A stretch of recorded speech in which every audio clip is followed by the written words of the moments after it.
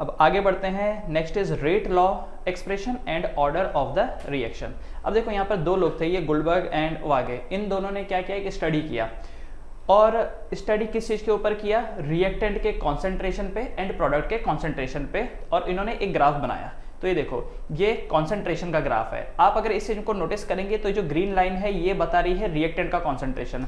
तो आपको भी ऐसा लग रहा है ना, कि रिएक्टेंट स्टार्टिंग में कॉन्सेंट्रेशन ज्यादा रहा होगा, धीरे धीरे करके जब वो प्रोडक्ट बने तो रिएक्टेंट धीरे धीरे करके कम कम कम कम होते होते कम हो गया, है ना, और कम हो गया। और वही प्रोडक्ट की अगर बात करें तो प्रोडक्ट स्टार्टिंग में 0 था, धीरे धीरे करके प्रोडक्ट बढ़ते बढ़ते बढ़ते बढ़ते बढ़ गए, तो रिएक्टेंट एक टाइम बाद कम हो गया और प्रोडक्ट एक टाइम पे बढ़ गया, राइट। तभी तो समझ में आएगा ना कि रिएक्शन हो रहा है। ओके, तो इन दोनों ने फिर क्या किया, एक लॉ दिया जिसे बोलते हैं लॉ ऑफ मास एक्शन।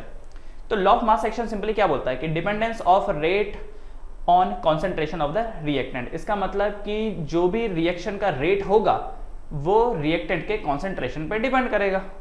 अब आप एक चीज सोचो, जब रिएक्टेंट बहुत ज्यादा है आपके पास तो वो आपस में टकराने के चांसेस भी ज्यादा, तो प्रोडक्ट बनने के चांसेस भी ज्यादा, तो जो रिएक्शन रेट होगा वो ज्यादा होगा, तेज होगा। और धीरे धीरे करके जब रिएक्टेंट कम होने लगेगा वैसे वैसे करके उनके बीच की टक्कर भी कम होने लगेगी और प्रोडक्ट जो बन रहे थे अब वो स्लोली स्लोली बनने लगेंगे। जैसे पिछले उसमें भी मैंने आपको एग्जांपल दिया था कि जहां पर लोग ज्यादा होंगे वहां पर लोगों के झगड़े भी ज्यादा होंगे, लोग कम हो गए तो झगड़े भी कम हो गए। जैसे अंटार्कटिका में लोग ही नहीं है तो वहां झगड़े 0 है ना, तो यही है। तो इन्होंने क्या किया, एक लॉ बताया, लॉ ऑफ मास एक्शन, जो कि यह बोलता है कि रेट ऑफ रिएक्शन जो है वो कॉन्सेंट्रेशन ऑफ रिएक्टेंट पे डिपेंडेंट है। अब कैसे डिपेंडेंट है, अब रिएक्टेंट हो सकता है कोई एक हो सकता है रिएक्टेंट 2 हो सकता है रिएक्टेंट 3 हो।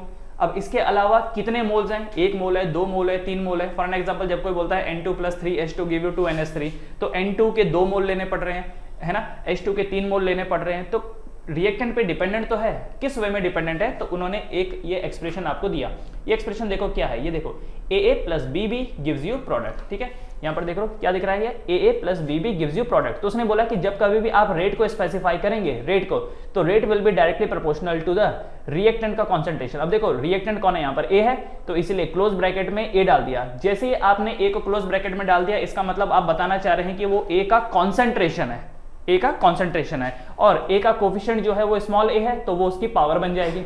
सिमिलरली B भी रिएक्टेंट है, तो क्लोज ब्रैकेट के अंदर B लिख दिया, और इसका आगे जो कोफिशिएंट है B का वो B है, तो यहाँ पर वो उसकी पावर बन जाएगी, correct. So rate is directly proportional to the A का कॉन्सेंट्रेशन का पावर A, B का कॉन्सेंट्रेशन का पावर B। प्रोपोर्शनल का साइन हटता है तो क्या ऐड होता है वहां पर, कांस्टेंट, तो यहाँ पर K ऐड हो गया। So rate is equal to K concentration of A का power A, concentration of B का पावर B, और इसी फॉर्मूले को कहा जाता है law of mass action. This is known as law of mass action. Law of mass action बताता है कि रेट ऑफ अ रिएक्शन, देखो लेफ्ट साइड क्या है रेट, तो ये बता रहा है rate of a reaction is equal to K into concentration of the reactant, concentration of the reactant. ठीक है, और जो उनका कोफिशिएंट होगा वही उनकी पावर बन जाएगी। अब यहाँ पर ये जो K है, K is known as velocity constant, या फिर इसको रेट कांस्टेंट भी बोला जाता है, इसको वेलोसिटी कांस्टेंट या फिर रेट कांस्टेंट भी बोला जाता है। इसका मतलब रेट ऑफ अ रिएक्शन एक तो वेलोसिटी कांस्टेंट पे डिपेंड करेगा, और एक डिपेंड करेगा जो आपने रिएक्टेंट लिया है उनका कॉन्सेंट्रेशन क्या है। अगर आप रिएक्टेंट का कॉन्सेंट्रेशन बढ़ा देंगे तो रेट ऑफ रिएक्शन बढ़ जाएगा, राइट। दूसरा K is known as velocity constant. हर रिएक्शन का अपना अपना वेलोसिटी कांस्टेंट होता है, हर रिएक्शन का अपना अपना वेलोसिटी कांस्टेंट होता है। तो जिन रिएक्शन का वेलोसिटी कांस्टेंट ज्यादा होगा, आई मीन K की वैल्यू ज्यादा होगी, उनका रेट ऑफ रिएक्शन ज्यादा होगा। जिनका K का वैल्यू कम होगा उनका रेट ऑफ रिएक्शन कम होगा। ठीक है, ये बात समझ में आई, और इसी को बोला जाता है law of mass action. This is known as law of mass action. ठीक है, नाउ जब भी यहां पर हम लोग ऑर्डर ऑफ अ रिएक्शन बोलेंगे, ऑर्डर ऑफ द रिएक्शन, तो ऑर्डर ऑफ द रिएक्शन के लिए क्या करना होता है, ये देखो ये जो कोफिशिएंट थे, आपने कोफिशिएंट को एज अ पावर बना के ऊपर लिख दिया, इन पावर को आपको ऐड कर देना है। तो ये देखो पावर A है और ये B है, तो ये क्या बन जाएगा, order of the reaction A + B। Order of the reaction is A + B। अच्छा, ऑर्डर ऑफ द रिएक्शन मतलब क्या हो गया, जरा समझिए। ऑर्डर, अगर कोई रिएक्शन 0 ऑर्डर है, इसका मतलब पक्का ये जो पावर रही होगी ये 0 रही होगी। इसका मतलब रेट ऑफ रिएक्शन उसके कॉन्सेंट्रेशन पर डिपेंड नहीं करता है, because something raise to power 0 is 1, something raise to power 0 is 1। इसका मतलब उस चीज का होना ना होना मायने नहीं रखता, ठीक है। लेकिन जिसका पावर 1 है, आई मीन जिसका ऑर्डर 1 है, तो हम बोल सकते हैं कि उसका होना मायना रखता है। फॉर एन एग्जांपल यहां पर देखिए, ये एक एग्जांपल दे रखा है, rate is equal to K concentration of A का पावर 0, B का पावर 1। कोई बोले कि यहां पर ऑर्डर ऑफ द रिएक्शन क्या है, तो देखो हम क्या करेंगे, 0 + 1, तो 0 + 1 सॉल्व करने के बाद कितना आया, 1। तो यहां पर ऑर्डर कितना निकल के आया, 1। इंडिविजुअली अगर आप देखो तो a का पावर 0 निकल के आ रहा है और b का पावर 1 निकल के आ रहा है। a का पावर 0 का मतलब क्या है कि यहां पर रेट a पे डिपेंड ही नहीं करता, क्योंकि a का पावर क्या है 0। तो अगर आप a को डबल भी कर दें, जरा सोच के देखिए, a को आप 2a बना दो तो 2a का पावर 0 क्या होगा, अगेन 1 होगा। अगर a को 3a बना दो, 3a का पावर 0 क्या होता है, वो भी 1 होता है। तो अगर आप a के कॉन्सेंट्रेशन को बढ़ाते हैं या घटाते हैं कोई फर्क नहीं पड़ने वाला। a का कॉन्सेंट्रेशन अगर आप बढ़ाते हैं घटाते हैं कोई फर्क नहीं पड़ने वाला, क्योंकि उसका पावर क्या है 0। लेकिन अगर आप b को इंक्रीज करते हैं, b को डबल कर देते हैं, तो आप देखेंगे, अगर आप b को डबल कर देते हैं तो आप देखेंगे कि ये जो रिएक्शन रेट है ये डबल हो गया। अगर आप b को ट्रिपल कर देते हैं तो रिएक्शन रेट ट्रिपल हो गया। 4 गुना कर देते हैं तो 4 गुना हो जाएगा। क्यों? क्योंकि b का पावर यहां पर क्या है 1, मतलब b पे वो डिपेंड करता है, a पे डिपेंड नहीं करता। जैसे आपने फोटोसिंथेसिस सुना है, फोटोसिंथेसिस, आपके पास कितना भी कार्बन डाइऑक्साइड होने दो, कितना भी कार्बन डाइऑक्साइड होने दो, रिएक्शन तब तक नहीं हो सकती जब तक सन नहीं है। फोटोसिंथेसिस में सन जरूरी है, सन है तो रिएक्शन है, वरना नहीं है। अंधेरे में किधर होता है फोटोसिंथेसिस, तो एक 0 ऑर्डर की रिएक्शन हो गई वो, सही है। हाँ, दूसरा रिएक्शन यहां पर देखो, रेट इज इक्वल टू के, ए का पावर 1 बी का पावर 1। तो यहां पर कोई बोले ऑर्डर क्या है, तो ऑर्डर क्या हो जाएगा 1 + 1, तो 1 + 1 इक्वल टू 2। तो ऑर्डर यहां पर आ गया 2। इंडिविजुअली अगर आप देखो तो ए का पावर 1 है, इसका मतलब ए को डबल करोगे तो रेट इंक्रीज होगा, बी को डबल करोगे रेट इंक्रीज होगा, ए को ट्रिपल करोगे बी को ट्रिपल करोगे। जरूरी नहीं कि एक को डबल किया दूसरे को भी डबल ही करना है, एक डबल हो सकता है तो दूसरा 3 गुना 4 गुना कुछ भी हो सकता है वो। लेकिन जिसका पावर अदर देन 0 है, इसका मतलब रेट ऑफ रिएक्शन उस पर डिपेंड कर रहा है। तो याद रखो, ऑर्डर निकालने के लिए हमको क्या करना होता है, इन कोफिशिएंट्स को ऐड, सॉरी कोफिशिएंट बोल रहा है, ये पावर को ऐड कर देना होता है, ठीक है, पावर को ऐड कर देना होता है, उससे आपको मिलता है ऑर्डर ऑफ द रिएक्शन, ठीक है। लेकिन एक समस्या यहां पर ये हो गई कि ये जो लॉ ऑफ मास एक्शन है, इससे जब आप ऑर्डर निकालते हो a + b करके, और जब उसको प्रैक्टिकली वेरीफाई करते हो तो पता चलता है कि यार कभी कभी तो मैच कर रहा है, कभी कभी मैच नहीं कर रहा है। सी, अगर आप कोई थ्योरी बनाते हो तो आप ये एक्सपेक्ट करते हो कि एक्सपेरिमेंटली जो रिजल्ट आए और थियोरेटिकली जो हम आंसर निकाल रहे हैं दोनों सेम होने चाहिए, वरना मीनिंग क्या है ना।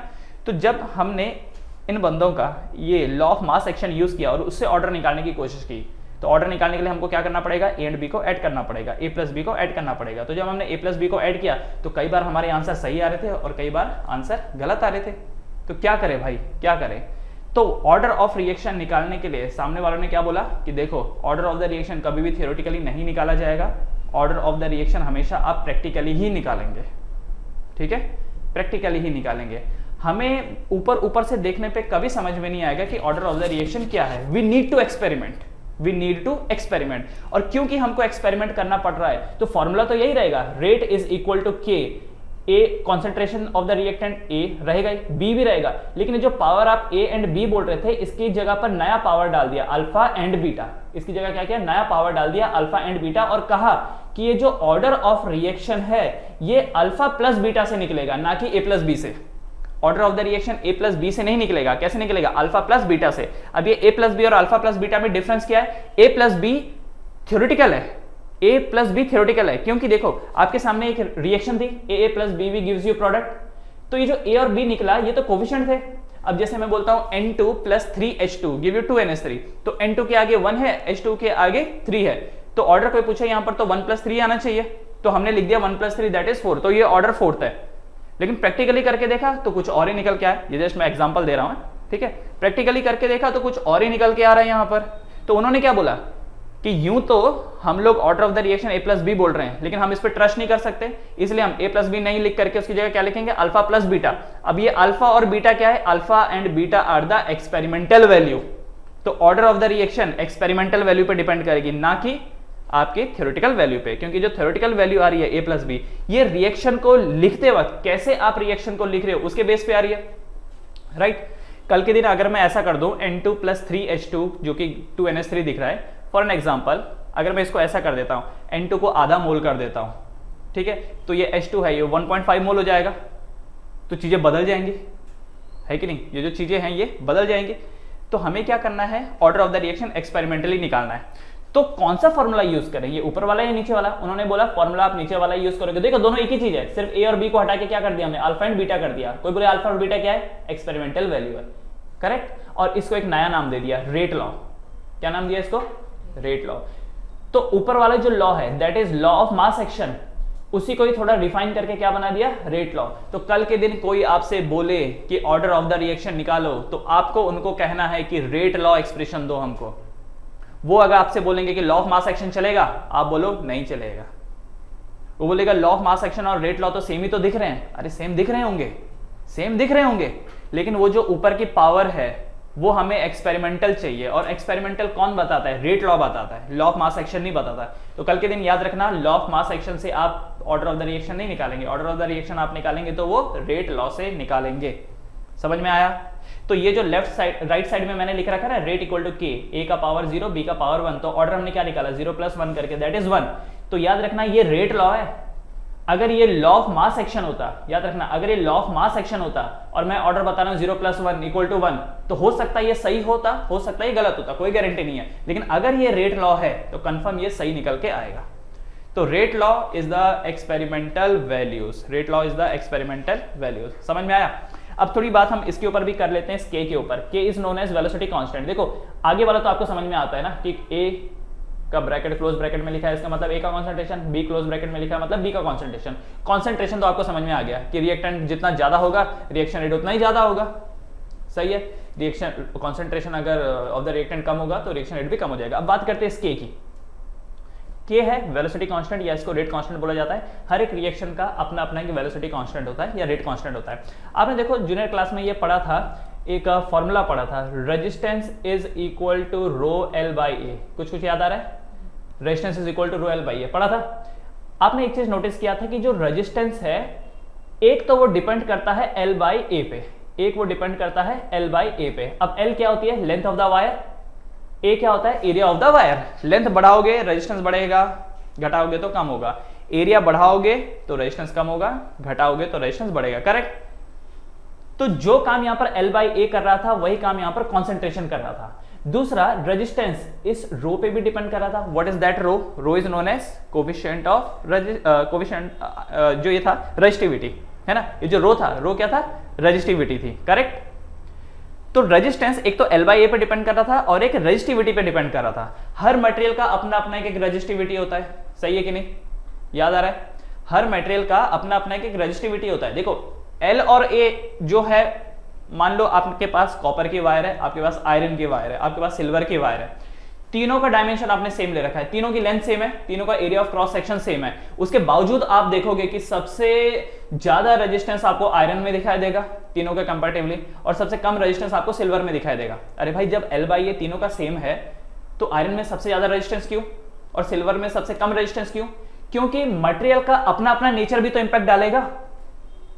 तो ये जो रो है, रो हर मेटल का रो अलग अलग होता है। तो जो काम यहां पर रो कर रहा है वही काम यहां पर के कर रहा होता है। समझ में आया? जो काम वहां पर रो कर रहा होता है वही काम यहां पर के कर रहा होता है। ठीक है? और एक और चीज आपने पढ़ी थी क्या, कि ये जो रो है, वैसे तो रो फिक्स है, रो की जो वैल्यू है for a particular temperature fix रहती है। अब कोई बोले कि सिल्वर का रो कितना है, तो एट 25 डिग्री सिल्वर का जो रो रहेगा वो एक फिक्स वैल्यू रहेगा। दुनिया में कहीं पर भी चले जाएं, किसी भी कोने पे चले जाएं, सिल्वर का रो सेम होगा एट 25 डिग्री सेल्सियस। हाँ, लेकिन अगर आपने टेम्परेचर इंक्रीज कर दिया तो रो में भी फर्क आने लगता है। टेम्परेचर अगर बढ़ा दोगे तो रो दैट इज रेजिस्टिविटी, उसमें भी फर्क पड़ेगा। क्या फर्क पड़ेगा? टेम्परेचर बढ़ाओगे तो रेजिस्टिविटी बढ़ता है, पता है कि नहीं? टेम्परेचर बढ़ाओगे तो रेजिस्टिविटी बढ़ता है। यूं तो रेजिस्टिविटी फिक्स होता है फॉर अ पर्टिकुलर टेम्परेचर, लेकिन अगर आप टेम्परेचर बढ़ाओगे तो रेजिस्टिविटी भी बढ़ता है। यहां पर सेम फंडा के को लेकर के भी है। हर रिएक्शन का के फिक्स होता है, हर रिएक्शन का के फिक्स होता है, लेकिन अगर टेम्परेचर बढ़ा दिया तो के में भी फर्क आता है, के में भी फर्क आता है। क्या फर्क आता है? के बढ़ जाता है। ठीक है? तो इसीलिए यहां पर देखो क्या लिखा हुआ है, कैरेक्टरिस्टिक ऑफ वेलोसिटी कांस्टेंट। क्या है कैरेक्टरिस्टिक? अगर के की वैल्यू बड़ी होगी तो इसका मतलब रेट ऑफ रिएक्शन भी बढ़ जाएगा। सही बात है? अगर के बढ़ेगा तो रेट बढ़ेगा, है कि नहीं? रेट लॉ देखते हैं, क्योंकि ज्यादा एक्यूरेट क्या है? Rate law. Law of mass section ठीक है, शुरुआत के दौर में ठीक था, थोड़ा रिफाइन करके हमने रेट लॉ बनाया। तो अगर आपसे कोई पूछे कि आज की डेट में तुम क्या देखना चाहोगे, तो रेट लॉ ही बोलना, क्योंकि रेट लॉ जो बता सकता है वो ऊपर वाला नहीं बता पाएगा आपको। ठीक है? तो अगर के बढ़ेगा तो रेट बढ़ेगा। सही है? जैसे इस फॉर्मूले में अगर रेजिस्टिविटी बढ़ेगी तो रेजिस्टेंस बढ़ेगा, वैसे ही इस फॉर्मूले में अगर के बढ़ेगा तो रेट भी बढ़ेगा। ठीक है? दूसरा, K is constant for a particular reaction at a particular temperature. जिस तरीके से पर्टिकुलर टेम्परेचर पे रेजिस्टिविटी कांस्टेंट होती है फॉर पर्टिकुलर मेटल, उसी तरीके से यहां पर K की वैल्यू कांस्टेंट है for a particular reaction at a particular temperature. For a particular reaction at a particular temperature. Temperature बढ़ाओगे तो K बढ़ेगा, टेम्परेचर बढ़ाओगे तो K बढ़ेगा। टेम्परेचर बढ़ाने से वेलोसिटी कांस्टेंट बढ़ जाता है। अच्छा, कैसे बढ़ता है वो बहुत आगे की बात है, फिलहाल इतना याद रखो, टेम्परेचर बढ़ेगा तो K बढ़ेगा, K बढ़ेगा तो रेट ऑफ रिएक्शन बढ़ेगा। इसीलिए कहते हैं गर्मियों के टाइम पे चीजें जल्दी खराब हो जाती हैं। पिछले वाले लेक्चर में हम लोगों ने देखा था हर 10 डिग्री सेल्सियस में रिएक्शन रेट ऑलमोस्ट डबल हो जाता है। क्यों डबल हो जाता है? क्योंकि 10 डिग्री सेल्सियस टेम्परेचर बढ़ाओगे तो K डबल हो जाता है, रिएक्टेंट तो नहीं बढ़ेगा। टेम्परेचर बढ़ाओगे तो रिएक्टेंट तो नहीं बढ़ेगा, टेम्परेचर बढ़ाओगे तो K बढ़ता है, और K बढ़ता है इसलिए रेट ऑफ रिएक्शन बढ़ता है। उसके बाद K is independent of concentration of reactant. K independent है कॉन्सेंट्रेशन ऑफ रिएक्टेंट पे।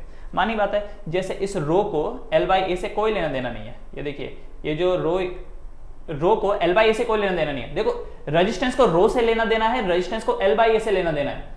रो को L/A से कोई लेना देना नहीं है, L/A को रो से कोई लेना देना नहीं है। बात समझ में आई क्या? हाँ, तो उसी तरीके से यहां पर भी ये जो K है, K को कॉन्सेंट्रेशन ऑफ रिएक्टेंट से कोई लेना देना नहीं है, कॉन्सेंट्रेशन ऑफ रिएक्टेंट को K से कोई लेना देना नहीं है। तो K is independent of concentration of the reactant. उसके बाद unit of K tells about order of the reaction. ये एक बड़ी काम की चीज है। K का यूनिट क्या है उससे भी आप पता लगा सकते हो कि ऑर्डर ऑफ द रिएक्शन क्या है। ऑर्डर ऑफ द रिएक्शन क्या है ये आप बता सकते हो K की यूनिट देख करके। जैसे फॉर एन एग्जांपल, एक क्वेश्चन है कि a car is moving at the rate of dash dash dash dash 5 metre per second square. लिखा नहीं है कि 5 मीटर पर सेकंड स्क्वायर क्या है, फिर भी समझ में आता है कि metre per second square is the unit of acceleration. इसका मतलब ये जो गिवन चीज है ये एक्सेलरेशन बता रहा है। सामने वाले ने लिखा नहीं है कि एक्सेलरेशन है या वेलोसिटी है या टाइम है, पर यूनिट देखे तो अपने को समझ में आ गया। अ car is moving for 2 hours. तो ये जो 2 आवर्स है क्या है? ये टाइम है। ये कैसे पता चला? लिखा तो नहीं था कि ये टाइम है, कैसे पता चला? यूनिट से पता चला। तो यूनिट देख के भी हमको समझ में आता है कि ऑर्डर ऑफ द रिएक्शन क्या क्या है। Clear everyone? ओके। अब यहां पर order of a reaction depends on the rate law. अभी मैंने आपको बताया था order of the reaction use, अगर आप ऑर्डर ऑफ द रिएक्शन निकालना चाह रहे हैं तो आपको यूज करना है रेट लॉ, ना कि law of mass action. Use करना है rate law. Why? Because alpha and beta are measured practically. Order of the reaction depends on rate law. क्योंकि अल्फा और बीटा जो यहाँ पर दिख के आ रहे हैं इनको प्रैक्टिकली मेजर किया गया है, इनको प्रैक्टिकली मेजर किया गया है। समझ में आया? इतना समझ में आया? अब आएंगे examples of different order of the reaction. तो अभी हम लोगों ने एक बात जानी, ऑर्डर ऑफ द रिएक्शन के लिए हमको क्या करना होता है? जो कॉन्सेंट्रेशन ऑफ द रिएक्टेंट है उनकी पावर उनको ऐड करना होता है, और वो जो पावर है वो क्या है? वो एक्सपेरिमेंटली आएगा। वो आप रिएक्शन को देख के नहीं लिखेंगे। अगर रिएक्शन को देख करके उनकी पावर डालेंगे तो वो तो लॉ ऑफ मास एक्शन हो जाएगा, लेकिन अगर एक्सपेरिमेंट करके फिर पावर डालोगे तब आप बोल सकते हो कि ये रेट लॉ है। इसका मतलब रेट लॉ आपको दिया होगा, क्योंकि आप थोड़ी गए हो एक्सपेरिमेंट करने के लिए, तो सामने वाला रेट लॉ आपको खुद देगा और उसके बेसिस पे आपको बोलेगा कि ऑर्डर क्या है। क्लियर? तो पहला एग्जांपल है जीरो ऑर्डर रिएक्शंस का। जीरो ऑर्डर रिएक्शन एग्जांपल पे बढ़ने से पहले इतना समझो, जीरो ऑर्डर रिएक्शन मतलब ऑर्डर इसका जीरो है, इसका मतलब रेट ऑफ रिएक्शन रिएक्टेंट पे डिपेंड नहीं करता। रेट ऑफ रिएक्शन, जो रेट ऑफ रिएक्शन है वो रिएक्टेंट पे डिपेंड नहीं करता। जैसे मैंने एग्जांपल दिया था फोटोसिंथेसिस का, आपको याद है? कितना भी रिएक्टेंट होने दो, जब धूप ही नहीं है तो क्या कर लोगे तुम? कितना भी रिएक्टेंट भर लो, धूप नहीं है तो क्या कर लोगे? सही बात है। हाँ, तो कुछ एग्जांपल यहां पर दिए हुए हैं। जैसे for an example, decomposition of NH3, ammonia का डिकम्पोजिशन। अमोनिया का डिकम्पोजिशन कैसा है? 2NH3 gives you N2+3H2, platinum and 1130 kelvin के टेम्परेचर पे, राइट? अब यहां पर अगर आप law of mass action use करेंगे तो आपका रेट का एक्सप्रेशन क्या निकल के आएगा? Rate is equal to, K तो लगाना ही होता है, रिएक्टेंट के नाम पे यहाँ पे क्या है? अमोनिया, NH3 लिख दिया और NH3 के आगे कोफिशिएंट क्या है? 2, और कोफिशिएंट पावर क्या डाल दिया? यहाँ पर 2 डाल दिया। तो कोई बोले कि ऑर्डर क्या है, तो ऑर्डर यहां से देखेंगे तो क्या निकल के आएगा? 2 निकल के आएगा, जो कि जब आपने प्रैक्टिकली मैच किया तो मैच नहीं हुआ। करेक्ट? तो मतलब ये गलत है। तो सही क्या है? अब जाओ जाके प्रैक्टिकल करके आओ। तो जब तुमने प्रैक्टिकल किया तो तुमने देखा कि अमोनिया कितना भी भर दो, एक डब्बे में अमोनिया कितना भी भर दो, रिएक्शन रेट में कोई फर्क नहीं आ रहा। जैसे एक डब्बा है, उसमें तुमने 100 मॉलिक्यूल ऑफ NH3 डाल दिया, एक सर्टेन रिएक्शन रेट चल रहा था, तुमने सोचा 100 की बजाय अगर मैं 200 कर दूं तो शायद मुझे आउटपुट ज्यादा मिलने लगे। तुमने 100 का 200 किया, तुमने देखा अरे कोई फर्क नहीं पड़ रहा। 200 का 300 किया, कोई फर्क नहीं पड़ा। 300 का 400 किया, कोई फर्क नहीं पड़ रहा। जीरो ऑर्डर है यार, ये क्या, ये जीरो ऑर्डर है।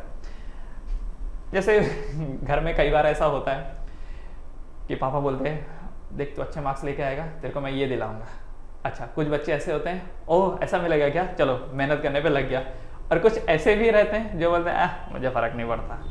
तो आप बोल सकते हैं कि जो बोलता है मेरे को फर्क नहीं पड़ता, आप ये दो वो दो, जीरो ऑर्डर है, देखो भाई फर्क ही नहीं पड़ता, ठीक है। लेकिन जिसको फर्क पड़ता है वो फिर जीरो ऑर्डर नहीं है। क्या है वो? फर्स्ट ऑर्डर हो सकता है, सेकंड हो सकता है, थर्ड हो सकता है, फोर्थ हो सकता है, ठीक है। ये बात समझ में आई? तो जहां पर रिएक्टेंट के बढ़ाने से या घटा देने से कोई फर्क ना आए वो जीरो ऑर्डर है।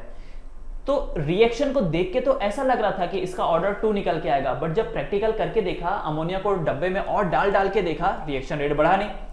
घटा के देखा तो भी रिएक्शन रेट में कोई फर्क नहीं आया। तो ये पता चला कि भाई अमोनिया पे डिपेंड ये करता ही नहीं है, और इसकी पावर क्या लगा दी, जीरो।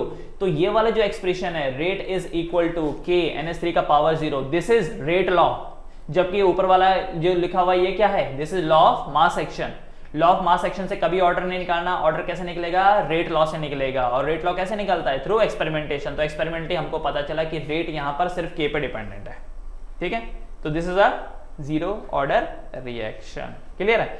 दूसरा एग्जांपल देखो इसका, decomposition of HI, hydrogen iodide का डिकम्पोजिशन।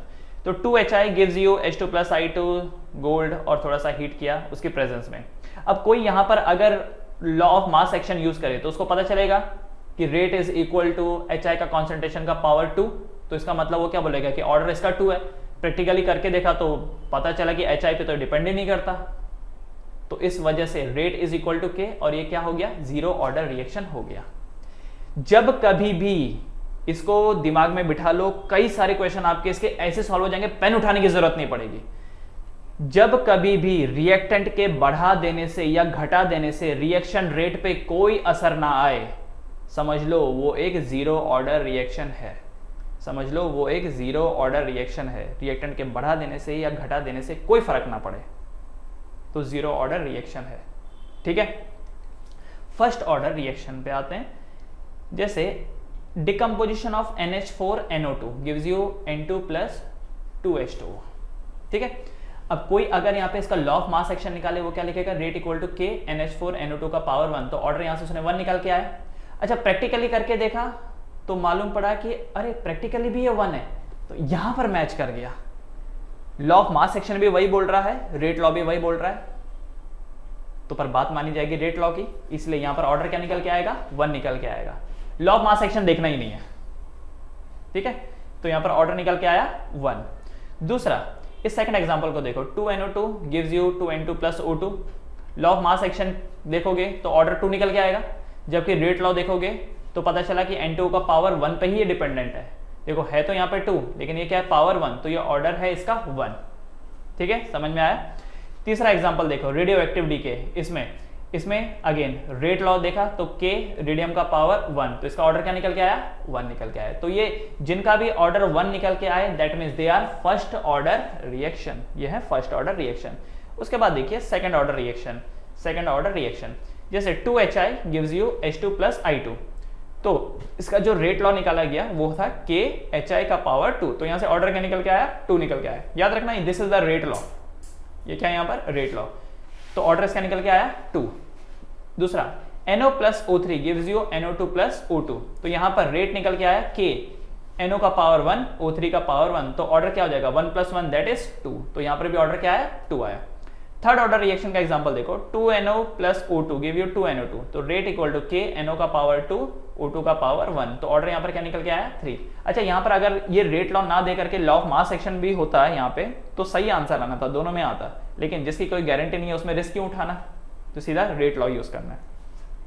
सेकंड वाला एग्जाम, इसका थर्ड ऑर्डर का सेकंड एग्जांपल देखो, 2NO+Br2 गिव यू 2NOBr।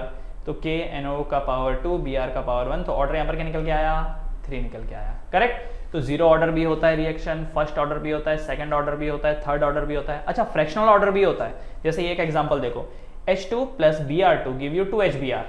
तो यहाँ पर जब प्रैक्टिकली करके देखा तो मालूम पड़ा कि rate is equal to K। H2 का पावर 1 है लेकिन Br2 का पावर हाफ है, Br2 का पावर हाफ है, तो ऑर्डर इसका निकल के आया 3/2। Similarly CO plus Cl2 give you COCl। Law of mass action तो बोलता था कि ऑर्डर 1 + 1 2 निकल के आना था।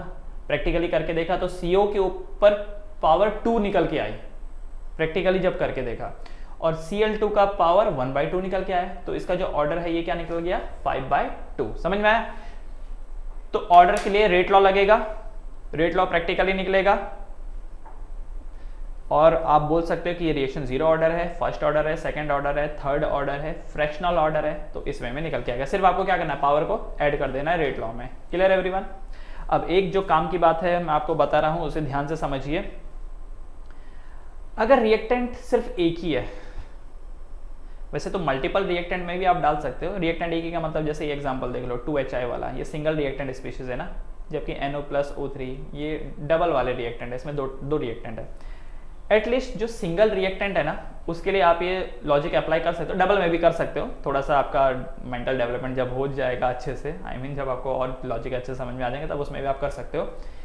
एक बात ध्यान रखना, अगर रिएक्टेंट के डबल हो जाने से रेट ऑफ रिएक्शन पे कोई असर ना पड़े, so that is a zero order reaction. Zero order है, फर्क ही नहीं पड़ रहा है। फिर से समझो, रिएक्टेंट को डबल किया, रिएक्टेंट को डबल किया और रेट पे कोई असर नहीं आया, जीरो ऑर्डर रिएक्शन। दूसरा, अगर रिएक्टेंट को डबल किया और रेट ऑफ रिएक्शन डबल हो गया, रिएक्टेंट को ट्रिपल किया, रेट ऑफ रिएक्शन भी ट्रिपल हुआ, रिएक्टेंट को 4 गुना कर दिया, रेट ऑफ रिएक्शन भी 4 गुना हो गया, तो प्रोपोर्शनल हो रहा है। ये 2 गुना तो ये भी 2 गुना, ये 3 गुना तो ये 3 गुना, ये 4 गुना तो ये 4 गुना, तो समझ लीजिए वो फर्स्ट ऑर्डर रिएक्शन है, वो है फर्स्ट ऑर्डर रिएक्शन। ठीक है, इतना याद रहेगा।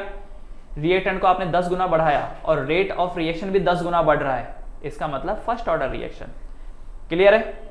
कोई फर्क नहीं आया, जीरो ऑर्डर। प्रोपोर्शनल फर्क आया, प्रोपोर्शनल का मतलब इक्वल फर्क आया, तो इसका मतलब फर्स्ट ऑर्डर। अब जरा इसको समझना, रिएक्टेंट को डबल किया एंड रिएक्शन रेट में डबल का स्क्वायर होता है 4, मतलब 4 गुना इंपैक्ट आया, इसका मतलब सेकेंड ऑर्डर है। रिएक्टेंट को आपने ट्रिपल किया और ट्रिपल का स्क्वायर होता है 9 गुना, इसका मतलब रेट ऑफ रिएक्शन अगर 9 गुना हो गया तो इसका मतलब सेकंड ऑर्डर रिएक्शन है। करेक्ट? फिर से समझो, रिएक्टेंट को डबल किया, रिएक्शन रेट 4 गुना हो गया, तो मुझे बताओ डबल का ऐसा क्या किया होगा कि 4 हो जाए? स्क्वायर किया होगा। रिएक्टेंट को ट्रिपल किया तो रेट ऑफ रिएक्शन 9 गुना हो गया, तो मुझे बताओ क्या किया होगा 3 के साथ कि वो 9 बन गया? स्क्वायर किया होगा। तो इसका मतलब ऑर्डर ऑफ द रिएक्शन क्या आ रहा है? 2 आ रहा है। रिएक्टेंट को आपने 10 गुना कर दिया और रिएक्शन का रेट 100 गुना हो गया, तो ऑर्डर क्या है? तो सोचो 10 के साथ क्या किया गया होगा कि 10 का 100 हो गया, स्क्वायर, मतलब ये सेकंड ऑर्डर रिएक्शन है। क्लियर है? अब थर्ड ऑर्डर पे आओ। अगर रिएक्टेंट को डबल किया एंड रिएक्शन रेट 8 गुना हो गया, तो सोचो कि 2 के साथ ऐसा क्या किया होगा कि आउटपुट 8 आया है? क्यूब किया, इसका मतलब ये थर्ड ऑर्डर रिएक्शन है। रिएक्टेंट को आपने 3 गुना किया एंड रिएक्शन रेट 27 गुना हो गया, 27 टाइम्स हो गया, तो 3 के साथ ऐसा आपने क्या किया होगा कि 27 बन गया हो? क्यूब किया होगा। तो इसका मतलब ये ऑर्डर क्या है? 3 है। समझ में आया? आपको बस इतना सोचना है कि रिएक्टेंट को कितने पावर से इंक्रीज किया होगा कि रेट उतना आया। अब reactant double, rate of reaction भी डबल, तो 2 के साथ ऐसा क्या किया, ऐसी क्या पावर डाली 2 की कि आउटपुट 2 ही आया? तो क्या पावर डाली होगी? 1 पावर डाली होगी। तो इसका मतलब फर्स्ट ऑर्डर है। समझ में आया? बस इतना सा फंडा है, आपको पेन उठाने की जरूरत नहीं। ठीक है? एक क्वेश्चन है आई थिंक इसके नीचे, 2N2O5 gives you 4NO2 plus O2। Rate law आपको दे रखा है -1/2 delta N2O5 upon delta T is equal to K N2O5। देखा जाए तो ये वाला जो एक्सप्रेशन है ना, ये वाला पार्ट, ये रेट लॉ में नहीं है, ये तो जनरल एक्सप्रेशन है जो स्टार्टिंग में आपने पढ़ा था। किसी भी रेट ऑफ रिएक्शन को जनरली कैसे दिखाते हैं कि भाई रिएक्टेंट जो है वो घट रहा है, क्योंकि 2 है तो 1/2 हो जाएगा, और माइनस इसलिए आ जाएगा क्योंकि रिएक्टेंट है। तो ये तो जनरल एक्सप्रेशन है। अगर आप इसे हटा दें और सिर्फ इतना ही रखें, rate is equal to K times N2O5, तो आपसे कोई पूछ रहा है ऑर्डर क्या है, तो मुझे बताओ, अगर rate is equal to K times N2O5 और ये रेट लॉ है, तो मुझे बताओ ऑर्डर ऑफ द रिएक्शन क्या है। यहाँ पे N2O5 की पावर क्या है, 1, तो इसका मतलब यहाँ पे ऑर्डर क्या निकल के आएगा, 1। देखो सामने वाले ने खुद से दिया है ना रेट एक्सप्रेशन, तो N2O5 का पावर 1 है, इसीलिए यहाँ पर ऑर्डर क्या निकल के आएगा, 1। ठीक है, तो ये लो आंसर देखो क्या है इसका, N2O5 का पावर 1 है, इसलिए ऑर्डर इज 1। क्वेश्चन बहुत ही सिंपल आते हैं, आपके अगर लॉजिक क्लियर है तो बड़ी आसानी से आप कर लेंगे, लॉजिक क्लियर नहीं है तो फिर भटकते रहो, कुछ नहीं हासिल होएगा। Calculate the overall order of a reaction which has rate expression, मतलब ये रेट एक्सप्रेशन दिया हुआ है, तो पहले वाला रेट एक्सप्रेशन आपको दिया हुआ है rate is equal to K, A का कॉन्सेंट्रेशन का पावर हाफ, B के कॉन्सेंट्रेशन का पावर 3/2। बताओ ऑर्डर क्या है, what is the order, half plus 3/2, correct. आपको मेरे को फाइनल आंसर बताने की जरूरत नहीं है, बस इतना बताओ, हाफ प्लस 3/2, तो हाफ प्लस 3/2 क्या हो जाता है, 4/2, 4/2 इज 2। तो फर्स्ट वाला ये जो A वाला है this is the second order reaction, है ना। दूसरा rate is equals to K, A का पावर 3/2, B का पावर -1, तो क्या होगा ये 3/2 -1, तो 3/2 -1 कितना होता है, 1/2, क्लियर। तो ऑर्डर 1/2 निकल के आ रहा है, ठीक है, देखो वही है। ओके, नाउ अगला सवाल देखिए क्या है, the rate law for a reaction is found to be rate is equals to K NO2 का पावर माइनस, I का पावर माइनस, H प्लस का पावर 2, ये रेट लॉ है। अब सामने वाले ने किया होगा एक्सपेरिमेंटेशंस और उसने ये बताया कि NO2 माइनस के ऊपर पावर 1 है, I माइनस के ऊपर पावर 1 है, H प्लस के ऊपर पावर 2 है। अब यहां पर देखिए, समझिए क्वेश्चन क्या बोल रहा है, how would the rate of a reaction change when, rate of reaction कैसे बदलेगा when concentration of H plus is double. अगर आप H प्लस के कॉन्सेंट्रेशन को डबल कर देते हैं तो रेट ऑफ रिएक्शन में क्या फर्क आएगा, जरा सोच के देखिए। जैसे अभी ये H प्लस है, H प्लस को आप 2H प्लस बना दीजिए और इसको सॉल्व कीजिए, तो 2H प्लस जब आप बनाएंगे तो 2H प्लस का स्क्वायर, 2H प्लस का स्क्वायर क्या रिजल्ट देगा, 4H प्लस का स्क्वायर, 4 को बाहर ले लो, तो क्या रेट ऑफ रिएक्शन 4 गुना बढ़ गया, क्या रेट ऑफ रिएक्शन 4 गुना बढ़ गया, क्योंकि H प्लस की पावर क्या थी, 2 थी। तो जब आपने H प्लस के कॉन्सेंट्रेशन को डबल किया तो क्या उससे ये 4 गुना बढ़ गया। अब जब ये 4 गुना बढ़ गया तो वो जो 4 है 4 आगे आ जाएगा, तो पूरा रेट ऑफ रिएक्शन 4 गुना बढ़ जाएगा, करेक्ट और नॉट। सेकंड वाला देखिए, concentration of I minus is half, ये जो I माइनस है इसको आधा कर दिया।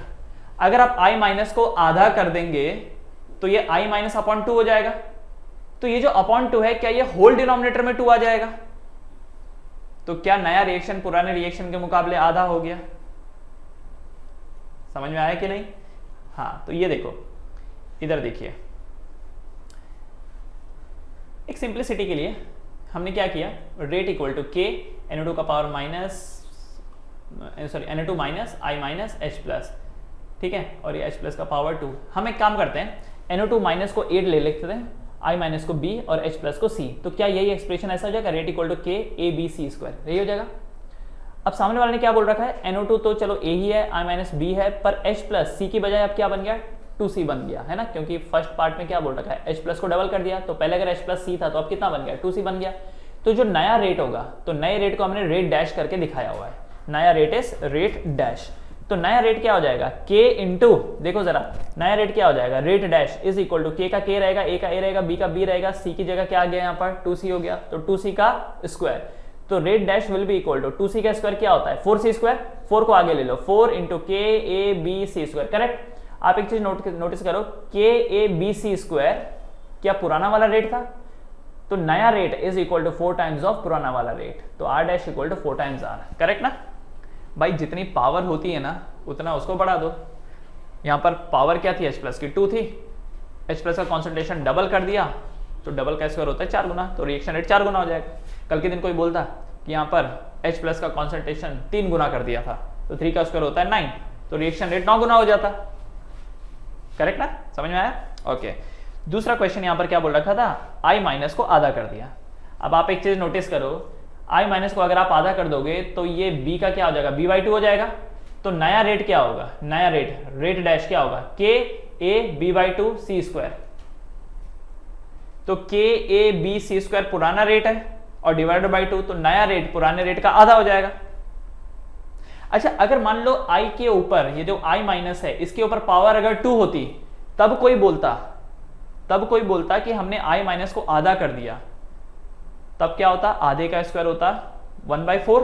तो इसका मतलब नया रिएक्शन रेट पुराने के मुकाबले 4 गुना कम होता, क्योंकि आधे का स्क्वायर होता है 1/4, करेक्ट। तो 4 गुना रिड्यूस हो जाता। समझ में आया? अगर I के ऊपर, I माइनस के ऊपर स्क्वायर होता और कोई बोलता है कि I को हमने आधा कर दिया,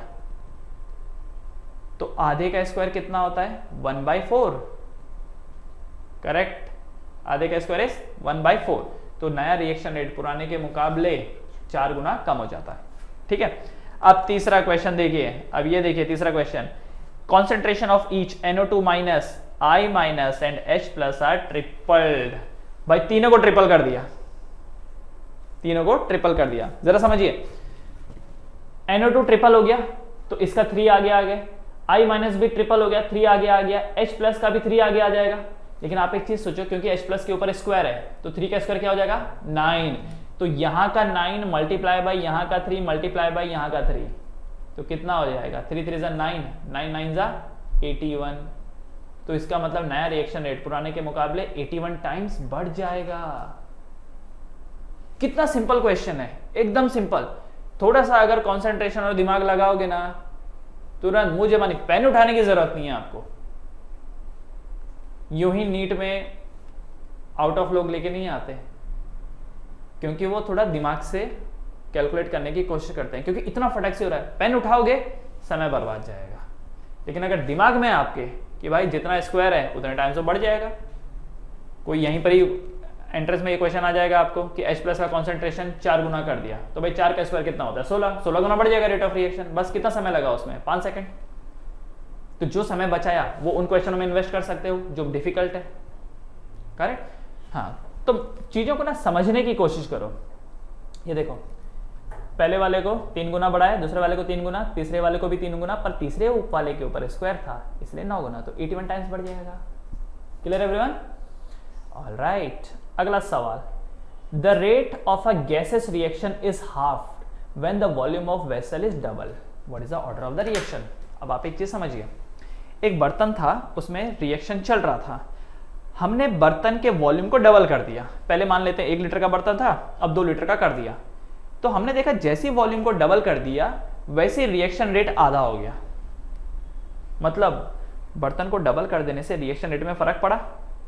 अच्छा, फर्क पड़ा तो जीरो तो हो नहीं सकता, फर्क पड़ा ना तो जीरो तो हो नहीं सकता। तो मान लो 4 ऑप्शन आए हैं, तो एक ऑप्शन तो चलो एलिमिनेट हो गया।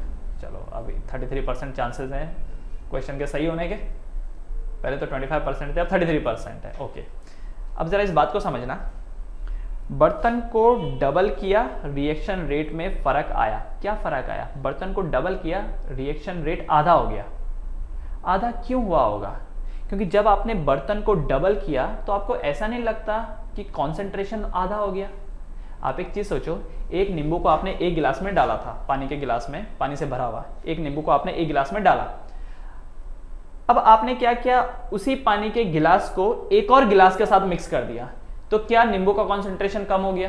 पहले एक नींबू इन एक गिलास था, अब आधा नींबू इन एक गिलास हो गया। क्यों? पहले एक नींबू एक गिलास में था, अब वही एक नींबू 2 गिलास में। तो क्या मैं ये बोल सकता हूं अब आधा नींबू इज इन 1 ग्लास? बोल सकता हूं ना? तो क्या कॉन्सेंट्रेशन आधा हो गया इनडायरेक्टली? जब कोई वॉल्यूम डबल करता है तो क्या कॉन्सेंट्रेशन इनडायरेक्टली आधा हो जाता है? कॉन्सेंट्रेशन आधा हुआ, रेट ऑफ रिएक्शन आधा हुआ, बताओ कौन सा ऑर्डर? कॉन्सेंट्रेशन आधा हुआ, रिएक्शन रेट आधा हुआ, कौन सा ऑर्डर? जब प्रोपोर्शनल इफेक्ट आए, ये आधा ये भी आधा, ये डबल तो ये भी डबल, ये ट्रिपल ये भी ट्रिपल, तो कौन सा ऑर्डर? First order. ठीक है, अगर ऐसा होता सामने वाले ने ऐसा बोला होता कि वॉल्यूम को हमने डबल किया लेकिन रिएक्शन रेट 4 गुना कम हो गया, तब ये सेकंड ऑर्डर बनता था। कैसे? कॉन्सेंट्रेशन आधा हो गया, आधे के साथ ऐसा क्या किया होगा कि उसका 1/4 हो गया। तो पक्का आधे का स्क्वायर किया होगा, तब जाके उसका 1/4 हुआ। इसका मतलब ऑर्डर क्या आया, 2 आया। यही क्वेश्चन में अगर पूछा होता है कि वॉल्यूम को डबल किया और जो रिएक्शन रेट है वो 8 गुना कम हो गया, तो वॉल्यूम को डबल किया मतलब कॉन्सेंट्रेशन को आधा किया। हर चीज कॉन्सेंट्रेशन के टर्म्स में ही सोचना है। कॉन्सेंट्रेशन आधा हुआ, कॉन्सेंट्रेशन आधा हुआ, आधे को ऐसा क्या किया कि आउटपुट 1/8 हो गया, तो भाई आधे को हमने पावर 3 से वो किया होगा, आधा का पावर 3 is 1/8, तो इसका मतलब ऑर्डर क्या आया, 3। ठीक है, यस। तो यहां पर इसका आंसर क्या है, what is the answer, the answer is 1, answer is 1। अच्छा, लिखना कैसे, ये जो मैंने आपको बताया मुंह जबानी वाला, एंट्रेंस एग्जाम में बैठे हो, नीट दे रहे हो, JEE दे रहे हो, तब तो ठीक है। अदरवाइज लिखना कैसे जब आप सब्जेक्टिव पेपर दे रहे हो, तो ऐसे लिखोगे कि सपोज रिएक्टेंट ए है, इसने आपको प्रोडक्ट दिया, तो रेट का एक्सप्रेशन क्या निकल के आता है, K कॉन्सेंट्रेशन ऑफ ए का power n। What do you mean by n, n ही तो ढूंढना है, हमें नहीं पता n क्या है। This is my first expression. First expression क्यों, ये पहला केस है। दूसरे केस में क्या हुआ कि जैसे ही आपने वॉल्यूम को डबल किया, कॉन्सेंट्रेशन आधा हो गया, तो पहले कॉन्सेंट्रेशन अगर A था, अब कॉन्सेंट्रेशन A/2 हो जाएगा, पावर तो वही रहेगी और रेट उस वजह से भी आधा हो गया और K तो K ही रहेगा। तो क्या मैं इसको ऐसे लिख सकता हूँ, R/2 equal to K times A का पावर n डिवाइड बाई 2 का पावर n, और इसको मैंने सेकंड का नाम दे दिया। इन दोनों को मैं डिवाइड कर देता हूँ, 1 डिवाइड बाई 2, K से K कट हो जाएगा, रेट से रेट कट हो जाएगा, A to the power n से A to the power n cancel हो जाएगा। तो लेफ्ट साइड क्या बचा, 1/2 का power 1 equal to right side क्या बचा, 1/2 का पावर n। तो बेस सेम है और बीच में इक्वल टू, इसका मतलब पावर भी इक्वल होगा, तो 1 is equal to n, so n is equal to 1, so order is 1। तो इस वे में आपको लिखना है एग्जाम में, याद रखना सब्जेक्टिव पेपर होगा तो इस वे में आपको लिखना है। बाकी ऑब्जेक्टिव हो तो ऐसे क्वेश्चन तो वरदान है, सीधा मुंह जबानी सॉल्व होने वाले क्वेश्चन है ये। ठीक है, क्लियर है एवरीवन, कोई डाउट है किसी को, कोई डाउट है नाउ एक बात और याद रखना, कोई सा भी ऑर्डर हो, कोई सा भी ऑर्डर हो, रेट ऑफ रिएक्शन की एक ही यूनिट होती है, मोल पर लीटर पर सेकेंड। अच्छा, पर सेकेंड भी हो सकती है, पर मिनट भी हो सकती है, पर आवर भी हो सकती है, लेकिन आगे वाला जो पार्ट रहेगा वो कॉन्सेंट्रेशन के टर्म्स में रहेगा, मोल पर लीटर पर सेकंड। देखो अगर हम लोग SI यूनिट की बात करें तो SI यूनिट तो टाइम की सेकंड ही होती है ना, तो रेट का यूनिट क्या आएगा, मोल पर लीटर पर सेकंड। ठीक है, जरा समझना, कोई सा भी ऑर्डर ले लो, रेट ऑफ रिएक्शन की यूनिट क्या होगी, मोल पर लीटर पर सेकंड। अब ये जो K की वैल्यू है, K की जो यूनिट है ये बदल सकती है। जीरो ऑर्डर रहेगा तो K की यूनिट अलग होगी, क्यों, क्योंकि जीरो ऑर्डर रहेगा तो इसका मतलब ये है ही नहीं, जीरो ऑर्डर रहेगा इसका मतलब ये A और B मायने नहीं रखता, तो K की यूनिट वही होगी जो रेट की यूनिट होगी। अगर फर्स्ट ऑर्डर होगा तो इसका मतलब कोई एक मैटर करेगा, तो कोई एक मैटर करेगा, उसकी यूनिट जब आप ऐड करोगे मोल पर लीटर लेफ्ट साइड में लेकर के आओगे तो कट जाएगी, तो K की यूनिट पर सेकंड आएगी। समझ में आ रहा है क्या? तो याद रखना रेट ऑफ रिएक्शन की यूनिट हमेशा मोल पर लीटर पर सेकंड ही रहेगी, लेकिन K की यूनिट बदलती चली जाएगी। K की जो यूनिट है वो बदलती चली जाएगी डिपेंडिंग अपॉन किस ऑर्डर की आप बात कर रहे हैं। जरा नोटिस करना यहां पर, बेसिकली ये आप इसको नेक्स्ट टॉपिक ही समझ सकते हैं कि यूनिट ऑफ रेट कांस्टेंट, या रेट कांस्टेंट मतलब मैं K की बात कर रहा हूं, K ही था रेट कांस्टेंट, या इसी को वेलोसिटी कांस्टेंट भी बोल सकते हैं, या इसी कोई स्पेसिफिक रेट रिएक्शन रेट भी बोल सकते हैं, K for reaction of different order. ठीक है, अब हम क्या कर रहे हैं, K की यूनिट की बात कर रहे हैं। नॉर्मली जो हम लोग रेट की बात करते हैं, रेट को कैसे दिखाते हैं, dx अपॉन dt। अच्छा, x क्यों लिखा, क्योंकि इससे पहले तो हम लोग dr/dt लिखते थे। r का मतलब क्या था, रिएक्टेंट का कॉन्सेंट्रेशन। अच्छा, dp/dt भी लिख सकते थे, प्रोडक्ट का कॉन्सेंट्रेशन। अब कोई r भी लिख सकता है, p भी लिख सकता है। हमने सोचा कि चलो ठीक है, r और p में क्या होगा कि लोगों को ये लगेगा कि सिर्फ रिएक्टेंट के टर्म्स में आप इसको एक्सप्रेस करें। हमने सोचा कि चलो एक नया टर्म ले लेते हैं, x ले लेते हैं, चलो ठीक है। तो रेट, जिसको मैं dx/dt करके भी दिखा सकता हूं, is equal to k times concentration of reactant का पावर n। ये लिख सकते हैं हम लोग कि कोई भी रिएक्शन जो है, रिएक्शन का rate is k times concentration of the reactant का पावर n लिखा जा सकता है। n यहां पर वैल्यू अलग अलग लेगा, जीरो ऑर्डर होगा तो n की वैल्यू जीरो हो जाएगी, है कि नहीं। जीरो ऑर्डर रिएक्शन में जो पावर आती है वो जीरो ही तो आती है। फर्स्ट ऑर्डर होगा तो n की वैल्यू 1 आएगी, सेकंड ऑर्डर होगा तो n की 2 आएगी, थर्ड ऑर्डर होगा तो n की 3 वैल्यू आएगी। करेक्ट और नॉट? हाँ, तो अब हमको ये देखना है कि k की क्या क्या यूनिट्स होंगी। डायरेक्टली भी देख सकते हैं, लेकिन एक बार जरा इस वे में भी देख लेते हैं। तो k क्या हो जाएगा, जरा नोटिस करना है, k क्या होगा। तो dx/dt तो इस तरफ, कॉन्सेंट्रेशन नीचे आ जाएगा, तो dx/dt इंटू 1 बाय कॉन्सेंट्रेशन का power n। So k is equal to, अच्छा dx/dt जो है, अगर आप नोटिस करेंगे dx/dt खुद रेट है, और रेट की जो डेफिनेशन है वो क्या होता है, कॉन्सेंट्रेशन पर यूनिट टाइम। तो dx by dt is what, concentration per unit time into 1 by concentration का पावर n। तो आप एक चीज देखो, टाइम ऊपर जाएगा तो टाइम का पावर -1 हो जाएगा, और यहाँ पर देखो कॉन्सेंट्रेशन का पावर 1 है और यहाँ पर कॉन्सेंट्रेशन का पावर n है। तो क्या मैं कंबाइंडली कॉन्सेंट्रेशन को ऊपर लेके जाके कॉन्सेंट्रेशन का पावर 1 माइनस n लिख सकता हूँ? ये तो आपने पढ़ा होगा, a to the power m divided by a to the power n को आप a to the power m minus n लिख सकते हो। तो बस वही किया, यहाँ पर कॉन्सेंट्रेशन का पावर 1, यहाँ पर कॉन्सेंट्रेशन का पावर n, तो कॉन्सेंट्रेशन का पावर 1 माइनस n हो गया, और टाइम का पावर यहाँ पर क्या आ जाएगा, -1। करेक्ट ना? ओके, तो अब एक काम करते हैं, for different order of the reaction value डाल के देखते हैं क्या आता है। जब हम बात करते हैं जीरो ऑर्डर की, तो जीरो ऑर्डर के लिए n की वैल्यू 0 होती है, जीरो ऑर्डर के लिए n की वैल्यू 0, तो k का यूनिट क्या होगा, तो k will be equal to concentration का पावर 1 माइनस 0, टाइम का पावर क्या होगा, -1। तो कॉन्सेंट्रेशन का पावर 1 आया, कॉन्सेंट्रेशन क्या होता है, मोल पर लीटर, तो मोल पर लीटर का पावर 1 क्या होगा, मोल पर लीटर ही होगा, और टाइम क्या होता है, सेकंड, तो सेकंड का पावर -1। तो अगर कहीं पर k का यूनिट आपको मोल पर लीटर पर सेकंड दिखाई दे रहा है तो समझ जाइए कि वो जीरो ऑर्डर रिएक्शन है।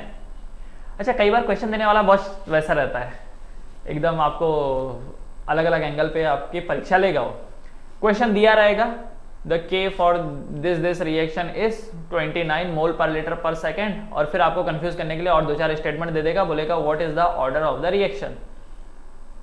तो ऑर्डर ऑफ द रिएक्शन एक रेट लॉ से भी बता सकते हो, एक तरीका था रेट लॉ से बताना कि कोफिशिएंट को ऐड कर दो, दूसरा तरीका ये भी है कि k का यूनिट चेक करो, अगर k का यूनिट मोल पर लीटर पर सेकंड आया समझ जाओ कि वो जीरो ऑर्डर है, सॉल्व करने की जरूरत नहीं है।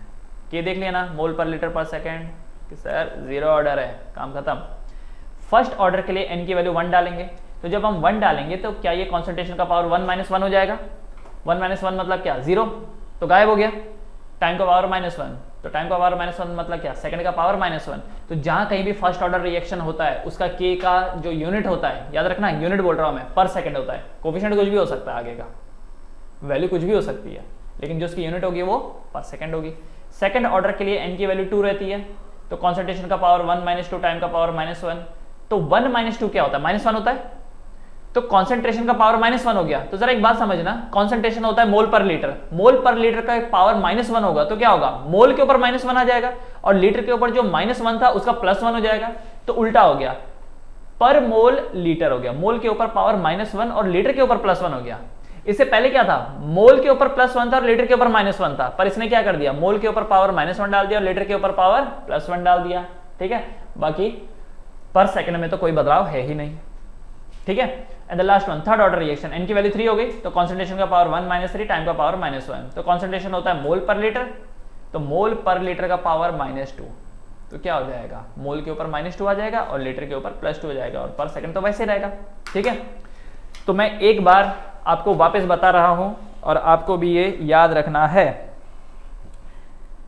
For zero order reaction the unit for k is mole पर लीटर पर सेकंड, इसे अभी इसी वक्त याद करो। For a zero order reaction the unit for k is mole पर लीटर पर सेकंड। बोलो आप सब लोग साथ साथ में, जीरो ऑर्डर रिएक्शन के लिए k का यूनिट क्या है, मोल पर लीटर पर सेकंड, मोल पर लीटर पर सेकंड। फर्स्ट ऑर्डर रिएक्शन के लिए k का यूनिट इज पर सेकंड, फर्स्ट ऑर्डर रिएक्शन के लिए k का यूनिट इज पर सेकंड। सेकंड ऑर्डर के लिए पर मोल लीटर, सेकंड का पावर -1, सेकंड का पावर -1 सभी में ही है। ठीक है, पर मोल लीटर पर सेकंड। बोलो सेकंड ऑर्डर के लिए क्या है, पर मोल लीटर पर सेकंड, करेक्ट। सेकंड और लास्ट में क्या आता है, थर्ड ऑर्डर, थर्ड ऑर्डर के लिए क्या है, मोल का पावर -2, लीटर का पावर 2, सेकंड का पावर -1, तो बोलो क्या है, मोल का पावर -2, लीटर का पावर +2 पर सेकंड। क्लियर, याद हो गया, ये याद हो गया। ओके, शुरुआत से एक बार फिर से, जीरो ऑर्डर के लिए आप देखना नहीं है, बोर्ड की तरफ नहीं देखना है, जीरो ऑर्डर के लिए क्या यूनिट है, मोल पर लीटर पर सेकंड, गुड। फर्स्ट ऑर्डर के लिए क्या है, पर सेकंड। सेकंड ऑर्डर के लिए क्या है, पर मोल लीटर, हाँ करेक्ट, पर मोल लीटर पर सेकंड, ठीक है। थर्ड ऑर्डर के लिए क्या है, मोल का पावर -2, लीटर 2, सेकंड का पावर -1, करेक्ट, याद हो गया। अब रैंडमली पूछो, फर्स्ट ऑर्डर के लिए क्या है, फर्स्ट ऑर्डर के लिए पर सेकंड। थर्ड ऑर्डर के लिए मोल रेज़ टू -2, लीटर स्क्वायर पर सेकेंड। जीरो ऑर्डर मोल पर लीटर पर सेकेंड। अगर याद ना रहे तो सिंपली एक तरीका है, पहले वाले को याद कर लो, जीरो वाले को। जीरो ऑर्डर इज मोल पर लीटर पर सेकेंड सभी में ही है। मोल पर लीटर को पहले गायब कर दो, एक एक पावर कम करते चलो। मोल पर लीटर की पावर पहले 1 थी, अब मोल पर लीटर की पावर 0 कर दो तो गायब हो गया फर्स्ट ऑर्डर के लिए।